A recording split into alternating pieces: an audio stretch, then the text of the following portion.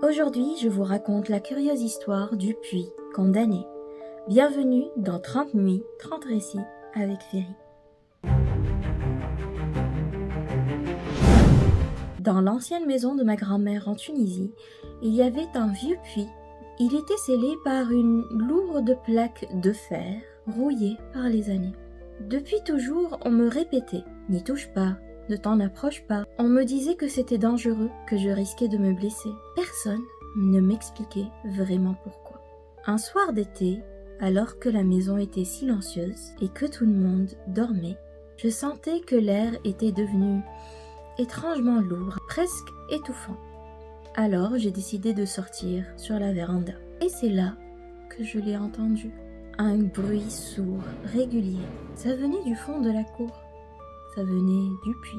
J'ai d'abord cru que c'était mon imagination. Plus j'avançais, plus je distinguais ce son. Clair, précis. Mon cœur battait si fort, alors je me suis approchée du puits. La plaque, pourtant bien en métal et très lourde, vibrait. J'ai tendu l'oreille, et c'est là que j'ai entendu une voix, faible, enfantine même. J'ai juré l'avoir entendu murmurer mon nom. Je suis restée figée, incapable de bouger, incapable de respirer. Puis tout d'un coup, tout s'est arrêté. Plus de coups, plus de voix, un silence brutal. Le lendemain, j'ai décidé d'en parler à ma grand-mère.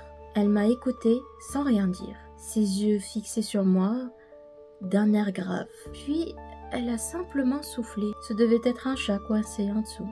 J'irai vérifier. Sa voix était trop assurée. Sa réponse était presque trop rapide.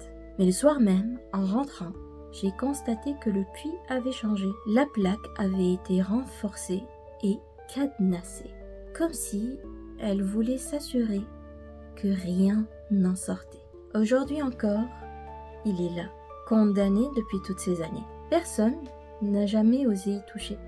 Pensez-vous que je devrais aller vérifier ?